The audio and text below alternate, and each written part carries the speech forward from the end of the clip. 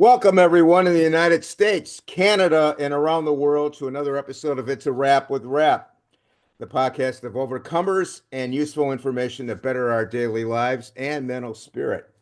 I am your host, Ron Rapaport. I would like to thank all our great listeners, supporters, and sponsors for helping to make this podcast such a success. The podcast is being heard on all major platforms and the podcast website, itsawrapwithrap.com, where you can find all the episodes, previews of future episodes, and great products and services offered from our sponsors. The podcast may also be viewed on our YouTube channel, It's a Wrap with Rap the Podcast Uncut. My guest today is Fidele Sebahizi. Dr. Fidele Sebahizi grew up in a poor African village, living and surviving through an ethnically motivated massacre in a United Nations refugee camp in Burundi, Africa. Fidele overcame life obstacles as an immigrant in the United States to achieve the American dream. He became the first immigrant to join and work for the Abilene, Texas Police Department as a police officer and the first member of his ethnic group, the Banya Mulengue, in the United States to serve the American community in such a capacity. Now, while working for the Abilene Police Department, Fidele earned multiple degrees, a BA in creative writing, a master's and Ph.D. in criminal justice. Fidele is the author of Creating a Life from the Ashes. He is here today to share his remarkable story and life with us and to show us his overcoming of insurmountable odds and life challenges that can be obtained to give us inspiration that we can also overcome our life challenges. Welcome, Fidele, to the podcast. Thanks so much for having me. It's a pleasure to have you.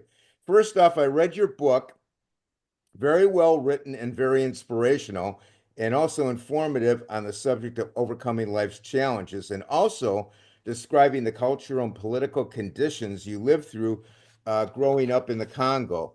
So let's start at the beginning. Please tell our audience where you were born, the ethnic group you belong to, your family dynamics, and what was life like in those growing up years. Thanks so much. I was born and grew up in a small village called Bijombo in South Kivu province of the Democratic Republic of the Congo. Uh, I grew up with no electricity, no running water, no roads. So it was a very poor village. Uh, so I was in that village until I was about 12, 13, in 1996.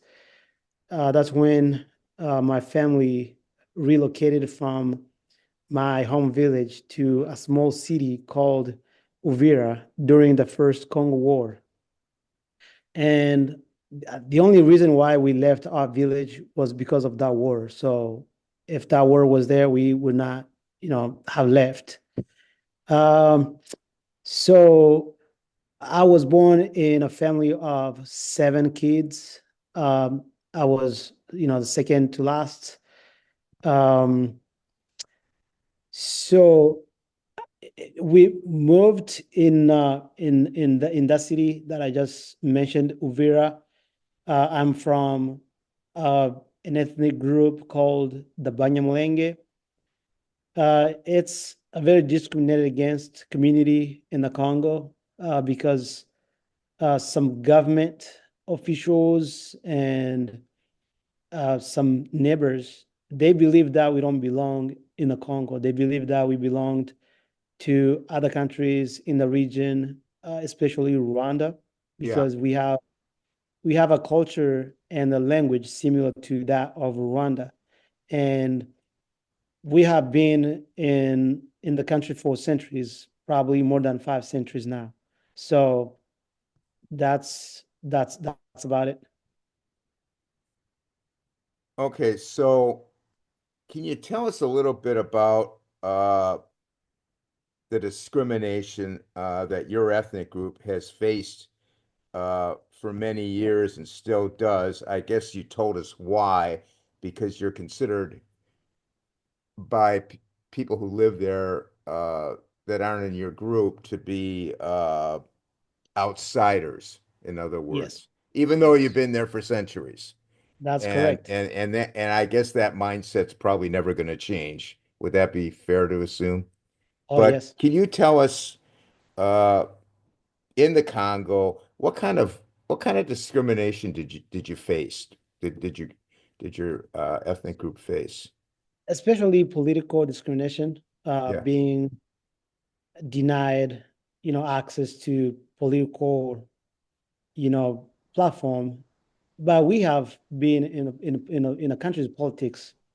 I'm not saying that we have just been, discriminated against, calling us immigrants, calling us refugees, you know, killing us, attacking us, and which is the reason why my family relocated to the United States in 2007 after surviving a massacre in a yeah, refugee where we yeah. fled We're to. gonna get So we're gonna get to that. yeah, Uh, that this can you give us okay? Can you give me an idea? Uh, are you a minority in the Congo? yes, yes, sir. Okay. How many people live in the Congo? How many millions of people? Uh, right now it's probably over 100 millions. Okay, and out of the 100 million, what percentage is your ethnic group? Probably less than a million, Okay, so we're talking about 1%, something like that. even less than 1%. Less than 1%. Okay, Yes, so anytime you have that kind of uh dynamic, I guess you're always going to be sort of picked on because you're just a minority. Uh, I mean, yes, in yes, that country. Yeah. yes. Uh, can you tell us what school was like for you in Africa and the challenges you faced up to high school? So I began my elementary school in my home village, and when we moved to the city called Uvira, just that I just mentioned, I was uh, attending uh, 10th, no, not even 10th grade. It was like seventh grade. I Okay. was in seventh grade. So I started seventh grade in that city until I graduated from high school in 2003. So going to school back home was not easy, was very, very tough, very challenging because of just how the system is structured. You know, they still beat, they still strike kids, hit kids with sticks. If you are late, you get struck, you know, and it hurts. So Not like the uh US, that's for sure, or no, Canada. not like US. So even being late at school was punishable. So it was Yeah. not just, you late, move on. No, it was not like that. Another thing was, the majority of people in that region, or at least in my, home village, were poor, did not have enough money to pay for the, kids' school fees. Yeah. I remember one time, yeah, one time when I was in high school in Uvira, my dad was having issues finding $2 a month to pay for my school fees. It was not Wow. easy to find just $2. So yes, it was not easy. Yeah, that's wh- what kind of did they have like if you took a science course, did they have equipment like a microscope and that kind of stuff? Or was it Not or not even that. So besides, just forget that. Forget that. And they didn't have any books. Like I remember my teachers used old notebooks from previous students. right. So if they wrote some mistakes in those notebooks, we will skip that part. So yeah, no equipment, not at all. So when you and I'm kind of jumping ahead, but when you came to the US, were you basically behind? in education? Did you have to catch up in You a mean lot of like respects? you mean like age-wise or? Yeah. Our previous guest and podcast supporter, Mike Aronson, has written his book, Whatever, which will inspire you to make your life better, help others, bring you lots of smiles and laughs, and you will say to yourself, I didn't know that. Oh, is that so? Now that's funny. The book is an accumulation of over 20 years and really a lifetime of Mike's observations, situations, experiences, and opinions that he has witnessed and experienced, and many you have had as well. The word whatever is mostly used when one cannot come up with an answer or when they feel they cannot control something or they do not know what to say. So people just shrug their shoulders and say whatever. The book has no chapters and no real organization or flow. If there was, it would not be whatever. Whatever is a book about you. Whatever will help you in your daily life. Whatever will also help you to help others. The key element of whatever is to help yourself first and then for you to pass it on to others. We are just a world of people helping people, and sometimes we need a little help. After reading the book, maybe you will be able to look at your life differently. Whatever will help you to do that and for you to help someone else. Remember what they say and tell you on an airplane. Secure your own oxygen first before helping others. Enjoy reading the book and have some laughs and smiles along the way. The book is available online at Amazon, Barnes& and Noble, and Walmart.com in paperback and ebook format. Information about the book will be listed in the podcast notes. Wise, yeah. Oh yeah. Now, knowledge So wise. yes, I tried to go to college after I graduated from high school in 2003, and my sister, who was living in another country, was willing to pay for my education. But because of a war or a battle or a conflict that started in 2004, I was not able to, continue with my education. So I had to, break that. I had to flee from that the city that I was living in. So, and I had another chance to continue my education in Burundi after fleeing the country, but I was not able to finish. But this time, not because of a war, but because of the process to relocate us from Burundi to Western nations. So yeah, when I got to San Diego, California, yes, I was behind. I was behind, big time. What What was the police system like in the Congo for your ethnic group? What was it like living under it? Was it geared against you? Not only for my ethnic group, just for everybody in general. So the police force or soldiers. So how it is structured in the Congo, soldiers are seen or are considered to be above uh, police force. So Okay. police force is like, you're nothing. You're nothing in front of soldiers. So they have the last. They can even attack a police officer and beat him up. They do that. Like The soldiers do, yes, the soldiers do that. the So military. yeah, the military. So police officers in front of soldiers, they're just like other civilians. So no respect at all. So when it comes to uh, security forces in general, towards the general population, it's it's it's it's tough because if a police officer is nothing, literally nothing in front of a soldier, what about a civilian, right? So there, there are a lot of laws, written laws, but who cares about who's gonna enforce those laws? Okay, so really, uh, the people you have to fear are more the military people Yes. walking around, and I guess they So would they obviously have be walking around last with word. weapons. Yeah. So Yes, they're sir. so they're really keeping the peace, I guess, is what you're saying. Kind of, Yeah, maybe.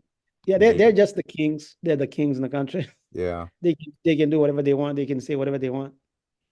Now, due to wars, your family did flee to Burundi. Uh, is Burundi next door to the Congo? Yes, next door, O- yeah, neighboring Okay. country, yeah. And you lived in a United Nations refugee camp called, am I pronouncing it right? Gatumba. Gatumba, you got it right. Okay. Can you tell us about that time in 2004 and tell our audience who probably are not aware of what happened there? Yeah, so 2004, as I said, I was in the capital city of South Kivu, Bukavu. I was going to college.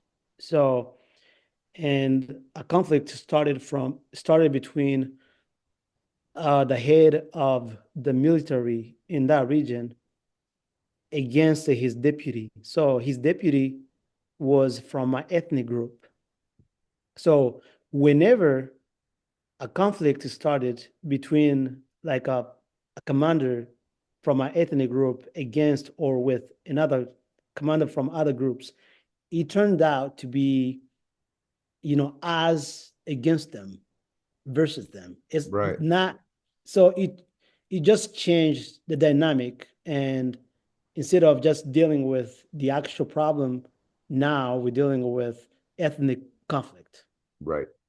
So we were chased down. I remember I was trapped between heavily armed groups, you know, one side against the other side, fighting against each other. And I was in the middle with my sister-in-law and her family. So How old were you at this time? I was probably 21. 21. Okay. Yeah. So we got trapped there for at least 3 days without knowing what was happening outside. And we even had people coming to our home and trying to break in and attack us and kill us. But you know, God was there and we escaped that attempt. So that conflict continued, did not stop there.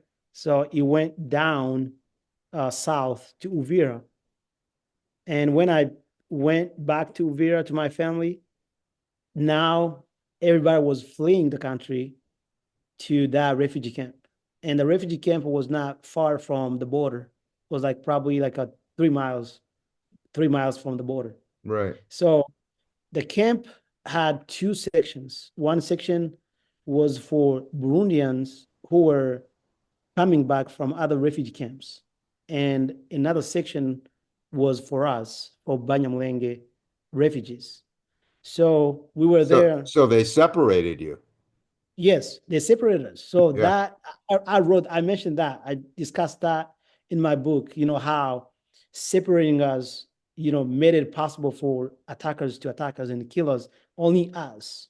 Yeah. So we were in a refugee camp from June to August. So on August 13th, 2004, that's when we got attacked. And the only section of the camp that was attacked was ours. And it was set on fire. It just became ashes. So we lost 166 refugees within possibly like 2 hours. Wow. Yeah. So they just took it out on innocent people. Oh yeah, they did whatever they wanted to do with no resistance at all. Yeah. Yeah. Were those attackers ever brought to justice? Not at all. That's a problem. That's a problem. Even those who claimed to be responsible for that attack, they're in Burundi or now. They're in Burundi. So we were attacked by different armed groups from the region, including Burundians, who claimed the next morning that, we did that. Our political party or our armed group did that. So we are responsible for that. Those people are still in Burundi free. So nobody goes after them. Wow. They just got away with it. Yes. Can you tell us about your relocation after the massacre and how your family did settle in the United States in 2007? So after the massacre in 2004, we were relocated from the ashes to another refugee camp inside the country, still in Burundi. Probably dozens of miles away from the border this time. So in 2007, the process to get us out of Africa started. And I don't know who started this process. I don't know who initiated it, but somebody did it. I just assume maybe an international organization or the United Nations or the United States, somebody out there started that process. And, they started, to gather as, from that refugee camp or from Burundi where people were scattered. So we started interviews. In 2007, I flew from Burundi to San Diego, California with my family. So do you think that process was started because of the massacre? That they knew That's what I, that they knew that your ethnic group was in trouble. yes, I think that's what happened. Okay. And how did how did you pick who picked San Diego? Was that just you're just That's a going to good question. they just tell you you're That, going to San Diego? that's a good question. Just the way the process started, the way that we did not know who started that process. That's how we did not decide to go to San Diego. It was just picked for us. Okay. Well, anywhere in the US would have been fine, right? I Yeah, mean, other survivors went. wherever. Yeah. I know, whatever. Yeah, as long as it was out of the Burundi. the yeah, Burundi. Yeah. Yeah. Now, I guess you had a brother living in Abilene, Texas. So that brother, Was he there before no, you got there? no, he actually came after. So we came in 2007 and he came in 2008. Okay. So they flew him to Abilene, Texas. No, they flew him to Our podcast guest and supporter, Canadian Danny Covey, has written an exceptional book titled Scar Tissue. Danny has survived 8 heart operations, 4 of which were open heart surgeries, and nearly died on the operating table 3 times. Danny was repeatedly told that he would never excel physically, and after much blood, sweat, tears, and prayer, he is still here with us, alive and well, and has fulfilled his childhood dream despite being told it was an impossibility. Scar tissue is a story that runs the gamut from operating rooms to martial arts dojos. One might think a story about surviving multiple open heart surgeries would be devoid of levity. But fear not, Danny mixes tragedy, levity, and wisdom with assurance. Danny is like a librarian that is also a secret cage fighter.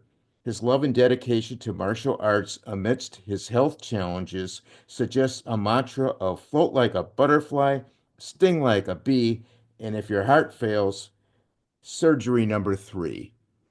Everyone has been through something, meaning this book about medical issues does not relate to just those with the same condition. Danny has gleaned the lessons from his unfortunate circumstances to make it accessible for any other person facing trials in their life. Danny challenges the reader to share their own story and choose to become the victor rather than the victim and become part of other people's survival guide. It is a must buy for anyone who thought it was a miracle they ever made it to adulthood. If you know someone who needs to hear a feel good, true story, buy them this book. Each time they must put it down, they will have a smile on their face. Read this book and you will probably keep thinking about it for a while. At least you should be. The book is available in paperback and ebook format from Amazon and Barnes& and Noble. Information about the book will be listed in the podcast notes. to San Diego to be with us. Okay, but And then he left. then he left San Diego and he left us there. What He came what up. what made him go to Abilene? I don't know. Maybe he was having some financial hardships and he decided to move because Abilene had some of our survivors already. Okay, okay. So he just chose to come here because, to be with other survivors. I mean, I don't mean to be funny, but there is a song about Abilene. I'm sure you've I, heard I, it. I heard about So it. maybe he got in the mood for Maybe Abilene. you heard it. Yeah. Yeah.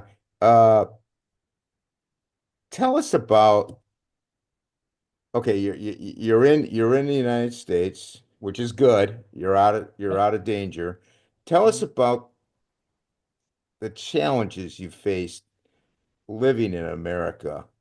Obviously it's not easy to go from Burundi to California. Did you know English at that time? I did not know English. Okay. So tell us about those challenges that you had to face and overcome. Yeah. So the Congo is the Congolese official language is French. So I went to Okay. school in a French system. Right. So even Burundi. So leaving Burundi and coming to San Diego, California from French to English. So I had to start from scratch learning Yeah. English. I had to start, with the English alphabet. So I was in the same class, ESL class, English as a second language class with my dad, actually.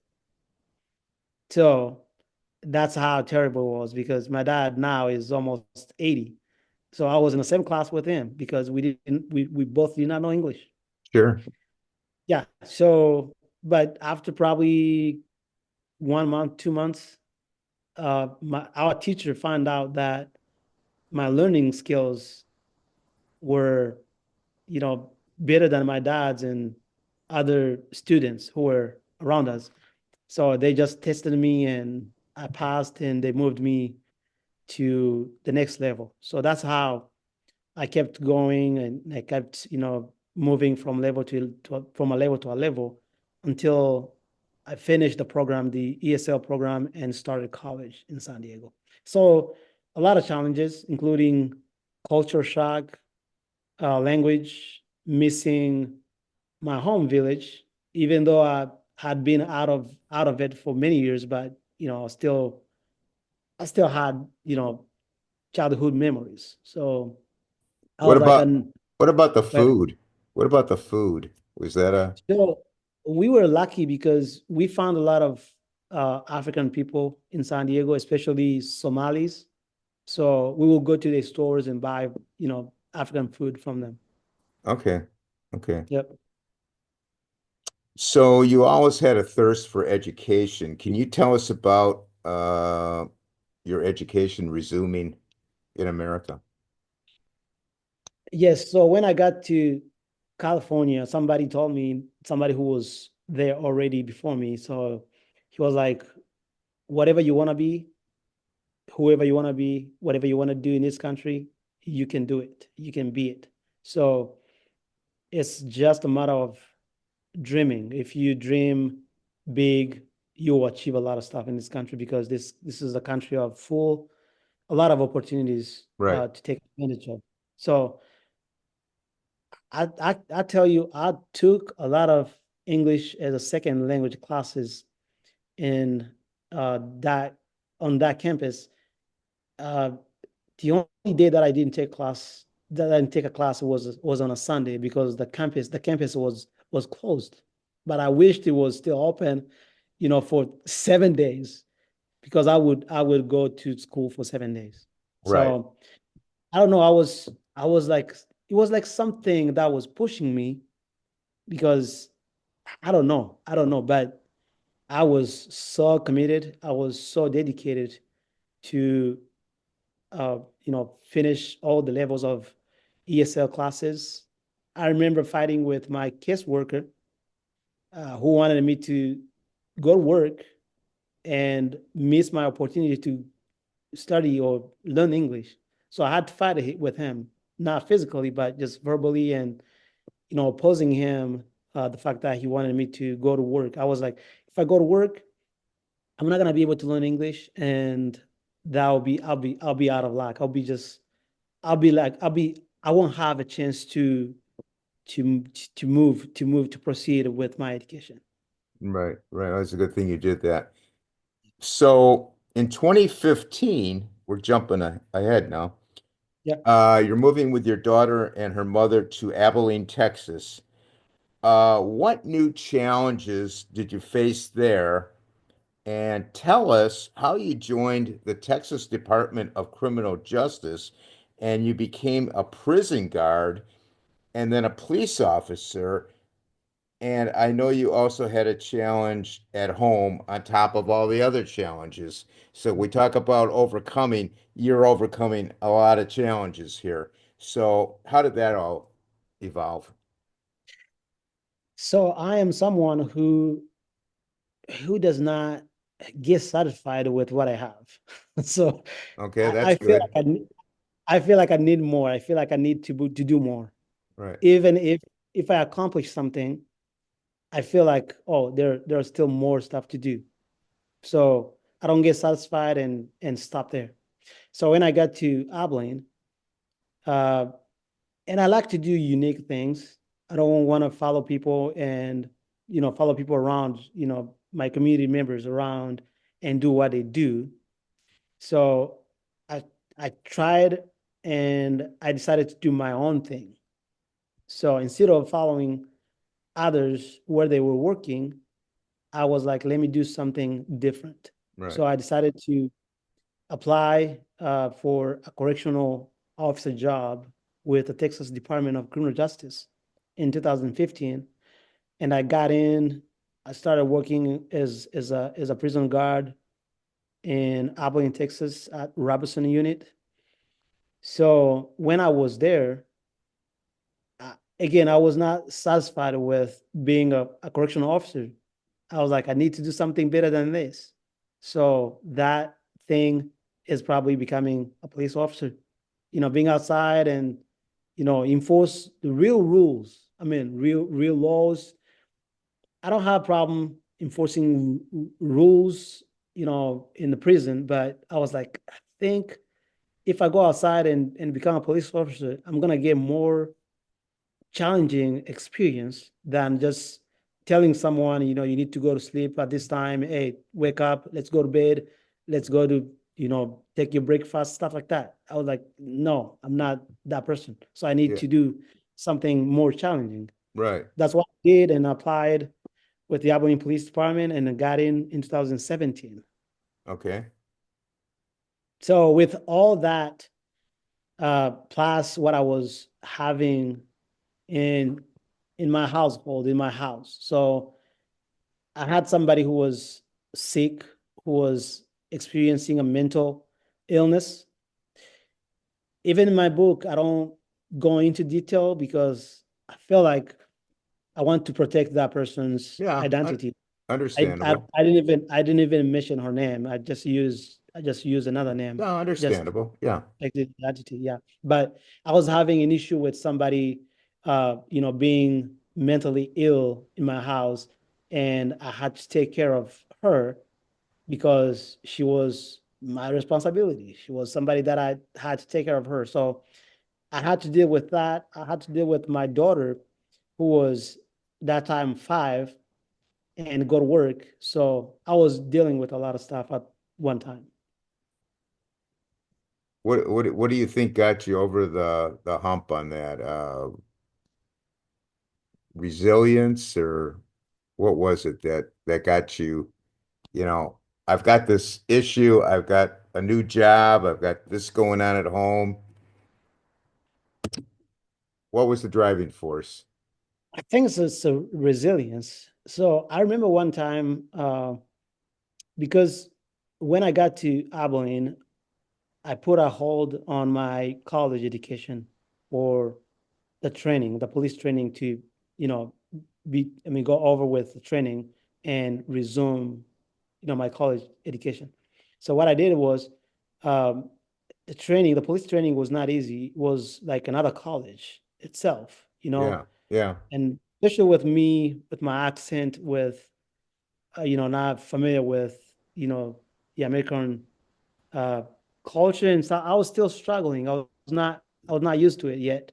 So if my colleagues, if my other cadets, were challenged by the training, I was challenged at least twice or three times because I was dealing with a lot with my, language and culture and all that. Sure. So I think yeah, to answer your question, I think it's resilience because I remember one night I was supposed to study for uh, a test that was coming up the next day.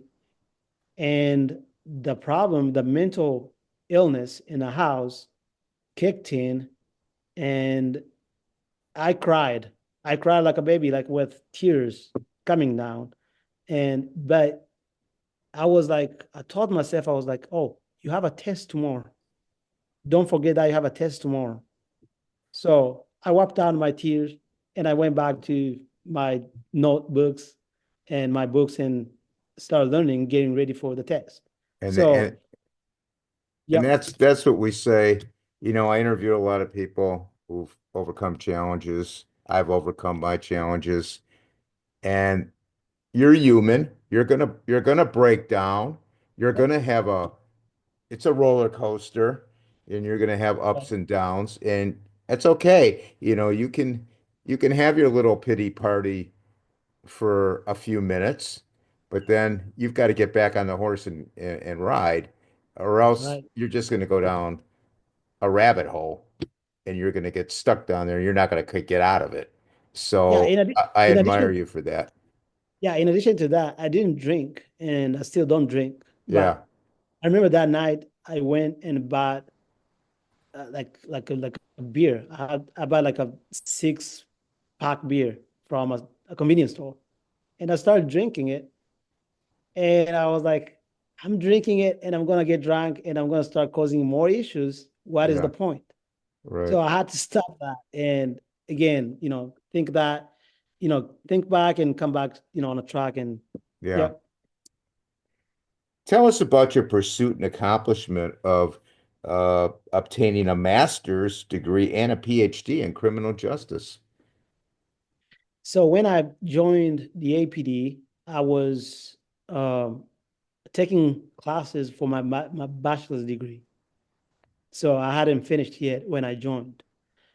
So I put a hold on my education for a few months. Mhm. And then when the police training was over, I resumed my education, my college education. So within a year or so, I graduated with my bachelor's degree. And I did not stop. I didn't even wait for a month. I didn't have a break between a bachelor's degree and my master's degree. So I kept going. After I graduated with my master's degree, I didn't have a break either.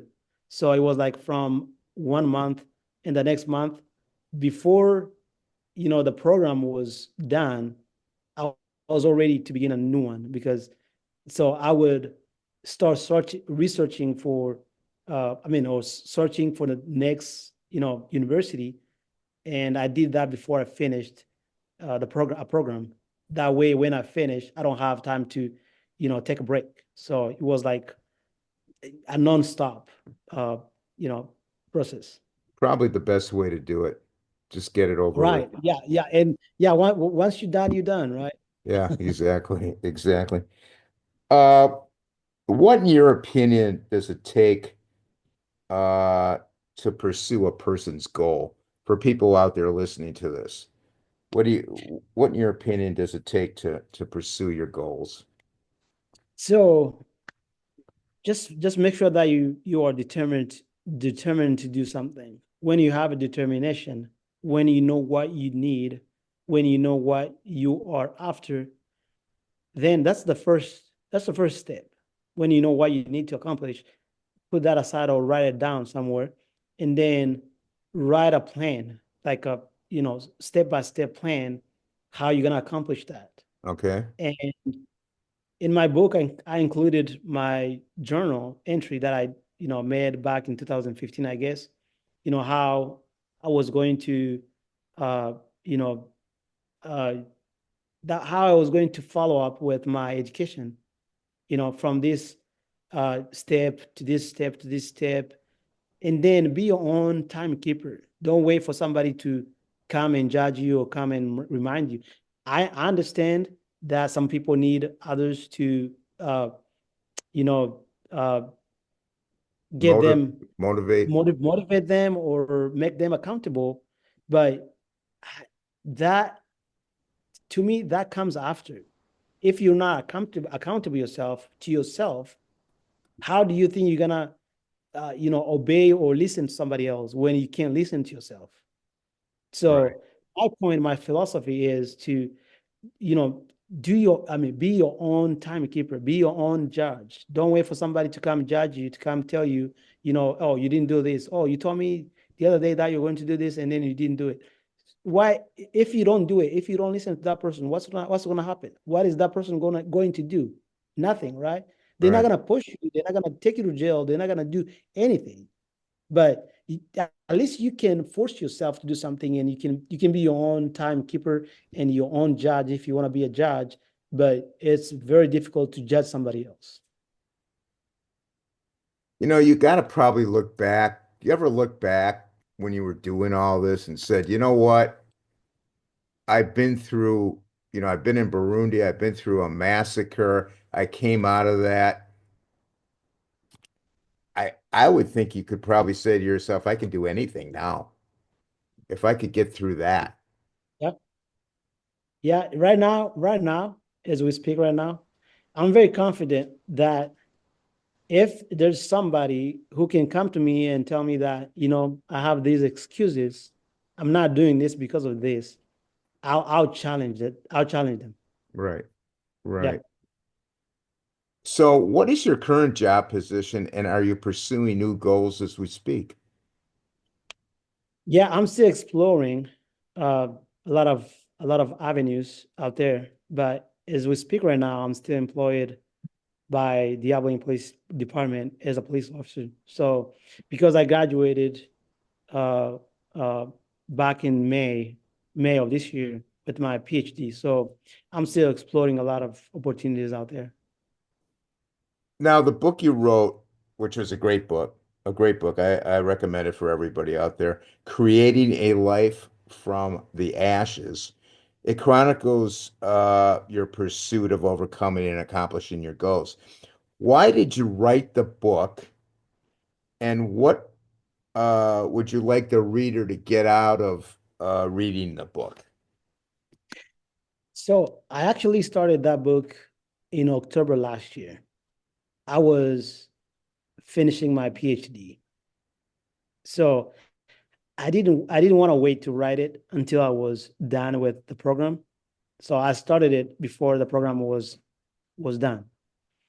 So because I went through, you know, the research process and presenting my results and stuff like that earlier, this no, it was end of, I think, last year, you know, but the graduation was in May this year.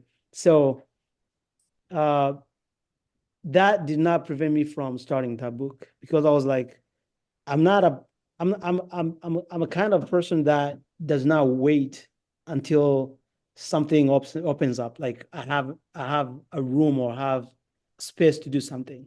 I want to start something. It does it no matter what is happening, right? Just go with the flow and Right. start something without waiting until, oh, let me wait for this. Because the fact that, or the moment that you wait for something to go away, something else comes in. That's So true. Yeah. yeah, I don't do that. So I wrote the book because after realizing that I had more stories to tell others, not just my coworkers, not just my classmates, not just my friends, not just my, people in my circles. I just wanted to be able to voice uh, myself out there in the world through something tangible, something that somebody else can find easily and read it. That's the reason why, I decided to put all my stories together in a book. Okay. Is there any special age group that you think would uh, need to read this book that would be great for? I think my book is great for everybody, as long as you can read. Okay. as long Okay. as you can read. It's a great book. Uh, it's not. It doesn't have like bad language. It doesn't have like a Oh no. difficult. No, absolutely Yeah. not. But again, my point is anybody can read it, and it can inspire somebody like a teenager. It can inspire Yeah. somebody who is 12. My daughter, my first daughter, she's 13. She's gonna be 14 in December next month. I gave her a copy, and then I signed it. I was like, "This is my lifetime gift to you. So read this book and own it. This is your dad's stories, but these stories are gonna inspire you for the rest of your life." Yeah. I was thinking that that book would be great Yeah, for young adults. Yeah. How can the book be obtained? Where's it available? the book is available on Amazon and Ingram Spark. So, and people can access it, from my website. I have a book website called creatingalifefromtheashes.com. So, and that's how they can contact me as well. And I use social media such as Facebook, X, and I use my, names, first and last name, Fidele Sebahizi. Okay, I want to get that again. So if people want to contact you, there's a website called creatingalifefromtheashes.com. Is that correct? That's correct. That's Okay, correct. and is there an email? Yeah, there's a contact form on that website. Okay, all right. So That creating goes. a life from the ashes .com would probably be the best way. Yes. Okay. I want to thank you, Fidel, for being on the podcast and just sharing this incredible story, your incredible journey, and I want to wish you all the best going forward. I also want to add that we all are thankful for the job you're doing to keep us safe, and Thank your you. job is dangerous. And uh, please stay safe and please stay Thanks so healthy. much. Yeah. And anytime you want to come back on the podcast, or you got something new going or new book or whatever, because I know you're an ambitious guy, you're probably going to come up with something. Uh, you know how to get a hold of me, and we'll put you on. Yes, sir. Thanks so much for having me. Thank you for your time. Thank you for your program. It's my privilege and honor. Well, thank you. Comments and suggestions for the podcast, you can email me at it's a wrap with rap at gmail.com. Our website is it's a wrap with rap.com. Our Facebook group is It's a Wrap with Rap. We have about 2,000 members. If you want to join, just go on Facebook to It's a Wrap with Rap. Our Instagram is It's a Wrap with Rap Podcast. We're on X, formerly known as Twitter, at Rapper, WRAPPER 130. And of course, the YouTube channel has all the episodes in video. It's a Wrap with Rap, the podcast uncut. Thanks everyone for listening or viewing. I want everybody to please stay safe. And for now, it's a wrap.